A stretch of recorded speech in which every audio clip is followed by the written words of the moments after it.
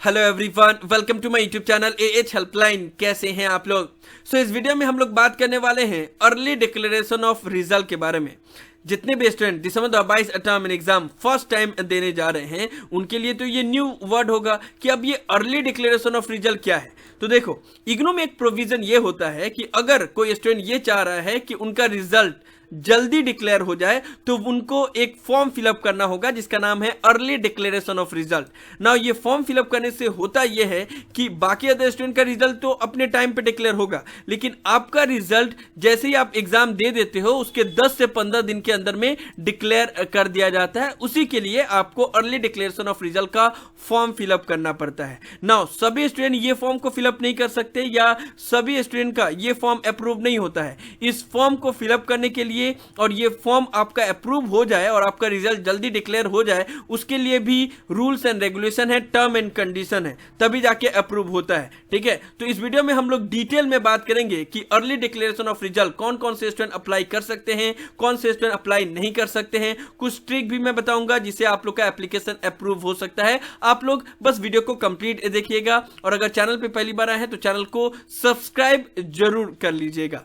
Now देखो, इग्नू में तो आप लोग को पता है कि रिजल्ट बहुत लेट से डिक्लेयर होता है। हालांकि इग्नू हमेशा यह दावा करता है कि हम 45 दिन के अंदर रिजल्ट डिक्लेयर कर देते हैं, लेकिन इसमें बिल्कुल भी सच्चाई नहीं है। यह आप लोग को भी पता है कि इग्नू में कभी भी 45 दिन के अंदर कंप्लीट रिजल्ट डिक्लेयर नहीं होता है। दिसंबर 2021 का एग्जाम जो कि मार्च में कंडक्ट करवाया गया था उसका भी अभी तक कंप्लीट रिजल्ट डिक्लेयर नहीं किया गया है। जून 2022 का एग्जाम जो जुलाई में कंडक्ट करवाया गया था उसका भी अभी कंप्लीट रिजल्ट डिक्लेयर नहीं किया गया। इवन 6 महीना 8 महीना भी कंप्लीट हो गया है, तब भी रिजल्ट कंप्लीट डिक्लेयर नहीं किया गया है ना। ऐसे में प्रॉब्लम उन सभी स्टूडेंट को होता है जो किसी जॉब के लिए सिलेक्ट हो गए रहते हैं या फिर किसी हायर स्टडी के लिए सिलेक्ट हो गए रहते हैं, लेकिन उनके पास डिग्री नहीं रहता जिसके वजह से उनका ये चांस मिस हो जाता है। तो उनके लिए ही ये प्रोविजन रखा गया है अर्ली डिक्लेरेशन ऑफ रिजल्ट, जिसको अप्लाई करने के बाद से आपका रिजल्ट जल्दी डिक्लेयर हो जाता है। ठीक है, जितने भी स्टूडेंट को दिसंबर 2022 टर्म एग्जाम के लिए अर्ली डिक्लेरेशन ऑफ रिजल्ट के लिए अप्लाई करना है वो लोग ये फॉर्म को डाउनलोड कर सकते हैं। लिंक उसका डिस्क्रिप्शन में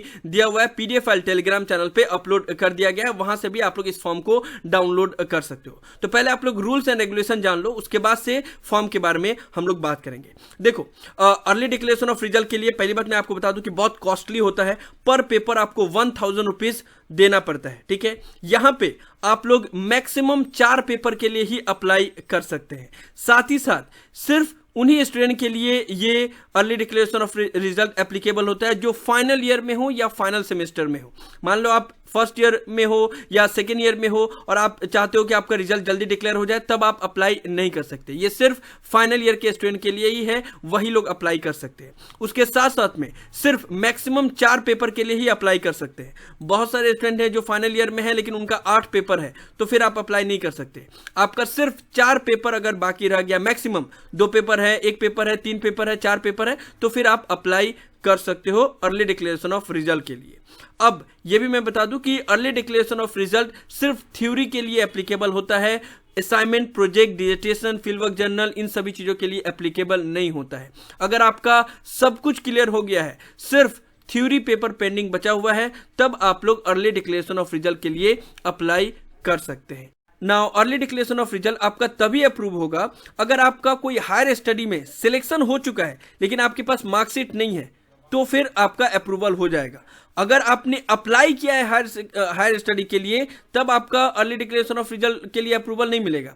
आपको तभी अप्रूवल मिलेगा अगर आपका सिलेक्शन हो चुका है, आगे की पढ़ाई करने के लिए आपका सिलेक्शन हो चुका है लेकिन आपके पास मार्कशीट नहीं है, तब आपका ये एप्लीकेशन अप्रूव हो जाएगा। साथ ही साथ आपका जॉब लग चुका है, तब भी ये एप्लीकेशन अप्रूव हो जाएगा। अगर आपने जॉब के लिए अप्लाई किया हुआ है सिर्फ, तब ये एप्लीकेशन अप्रूव नहीं होगा। अगर आपका जॉब लग चुका है एंड आपका रिजल्ट डिक्लेयर नहीं हुआ है, सिर्फ रिजल्ट की वजह से आपका जॉब में ज्वाइनिंग आप नहीं कर पा रहे हो, तब आप अर्ली डिक्लेरेशन ऑफ रिजल्ट के लिए अप्लाई कर सकते हो और आपका रिजल्ट जल्दी डिक्लेयर कर दिया जाएगा। ठीक है, यहाँ पे बोल दिया गया है application for early declaration for the reason such as to apply for requirement और हायर स्टडी, पोस्ट और promotion purpose will not be entertained. And साथ ही साथ आपको डॉक्यूमेंट्री प्रूफ भी देना पड़ेगा। विदाउट डॉक्यूमेंट प्रूफ के ये एप्लीकेशन अप्रूव नहीं होता है। कि अगर आप हायर स्टडी में सिलेक्शन हो गया है आपका, तो उसका डॉक्यूमेंट्री प्रूफ देना पड़ेगा। अगर कहीं पे जॉब हो गया है और आपके पास मार्कशीट नहीं है, उसके लिए अगर आपका रिजल्ट जल्दी चाहिए, तो वो भी डॉक्यूमेंट्री प्रूफ आपको इस फॉर्म के साथ अटैच करना पड़ेगा, तभी आपका ये एप्लीकेशन अप्रूव होगा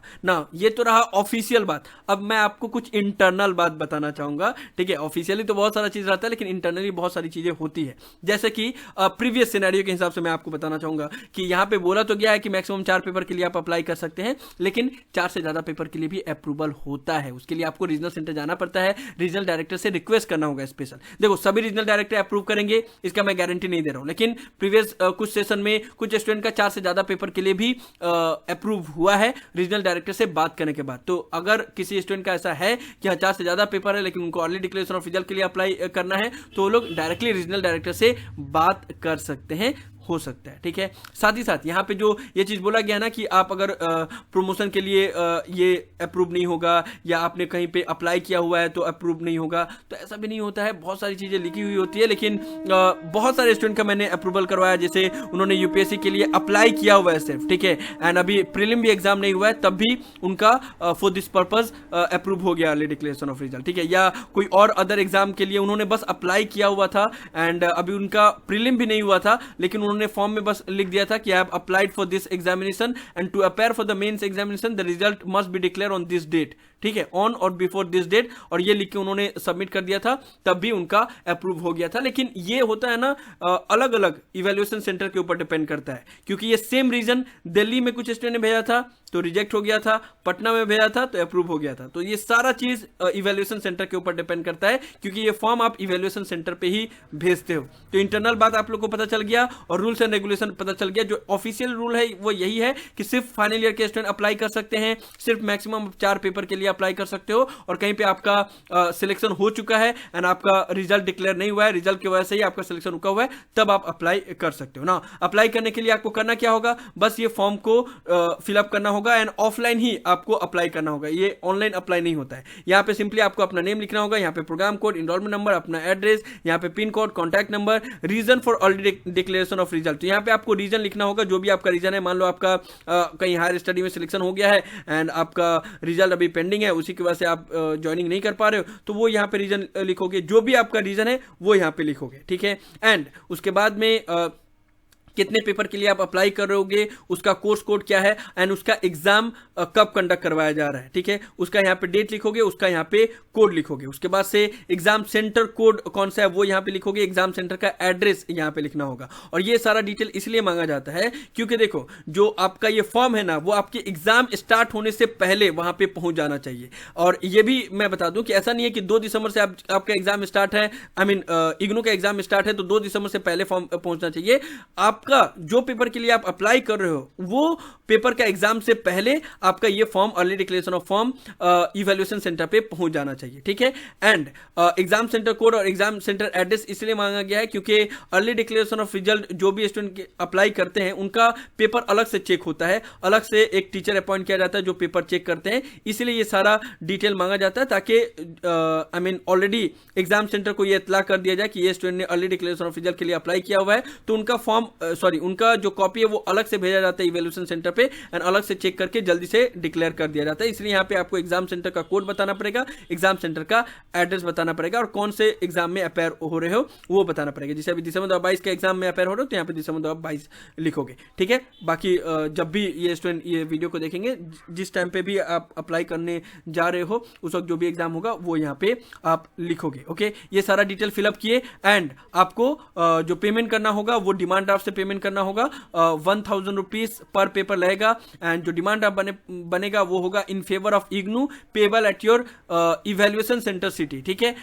जो भी इवैल्यूएशन सेंटर है आपका, वो जिस सिटी में है उसके अंडर में बनाना पड़ेगा। In favour of IGNOU, payable at your regional evaluation centre city, ठीक है। तो यहाँ पे डिमांड आपका सारा डिटेल फिलअप करोगे, यहाँ पे अपना सिग्नेचर करोगे, डेट लिखोगे, issuing bank, demand of number, date, total amount, और उसके बाद से इसको भेज दोगे इवैल्यूएशन सेंटर पे। नाउ यहाँ पे जो इवैल्यूएशन सेंटर का एड्रेस दिया हुआ है ना, वो अभी चेंज हो गया, ठीक है। तो आप जो करंट इवैल्यूएशन सेंटर का एड्रेस है वो मैं आपको बता दे रहा हूँ, ये भी मैं टेलीग्राम चैनल पे दे दूंगा। यहाँ पे आपको आपको सेंड करना है। और आपको कहां पे सेंड करना है वो डिपेंड करता है कि आपने कहां पे एग्जाम दिया। जैसे कोई भोपाल, जबलपुर, रायपुर, अहमदाबाद, राजकोट, नागपुर, पुणे यहां पे एग्जाम दिया अगर, तो उनका इवैल्यूएशन सेंटर है भोपाल में, तो उनको इस एड्रेस पे भेजना पड़ेगा। कौन सा एड्रेस है? IGNOU regional evaluation centre, 3rd floor, Sanchi complex, Shivaji Nagar, Bhopal. ये ठीक है, ये एड्रेस पे आपको भेजना पड़ेगा। और जो इन्वेलप होगा, इन्वेलप के ऊपर में यहां पे लिख देना application for early declaration of result, ताकि आपका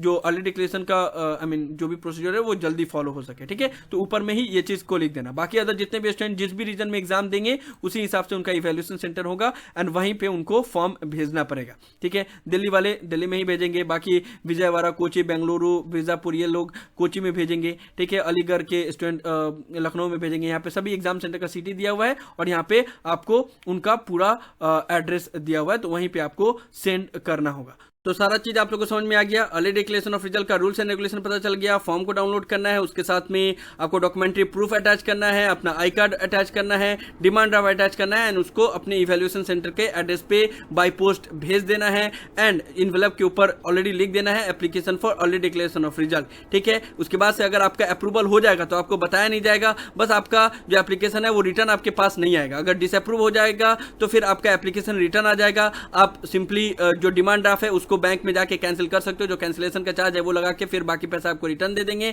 और अगर आपका अप्रूव हो जाएगा तो आपका रिजल्ट जल्दी डिक्लेयर हो जाएगा। जैसे रिजल्ट का फर्स्ट अपडेट आएगा या सेकंड अपडेट आएगा उसमें आपका रिजल्ट पब्लिश हो जाएगा, उसके बाद से आपको आपका डिग्री मिल सकता है। तो आप लोगों को समझ में आ गया अर्ली डिक्लेरेशन ऑफ रिजल्ट के बारे में, जो जो इंपॉर्टेंट डिटेल था सभी चीज के बारे में हमने इस वीडियो में डिटेल में बात कर लिया। मुझे उम्मीद है कि आप लोग को ये वीडियो पसंद आया होगा। इस वीडियो को लाइक जरूर कर दे, सभी फ्रेंड के साथ शेयर करें ताकि वो लोग भी दिसंबर 2022 टर्म एग्जाम के लिए अर्ली डिक्लेरेशन ऑफ रिजल्ट के लिए अप्लाई कर सके। किसी भी तरह के डाउट के लिए आप लोग नीचे कमेंट बॉक्स में लिख सकते हैं या मुझे डायरेक्टली कॉल करके भी अपना डाउट क्लियर कर सकते हैं। और अगर आप AH हेल्पलाइन चैनल पे फर्स्ट टाइम आए हैं तो देर किस बात की, चैनल को जल्द से जल्द सब्सक्राइब कर ले।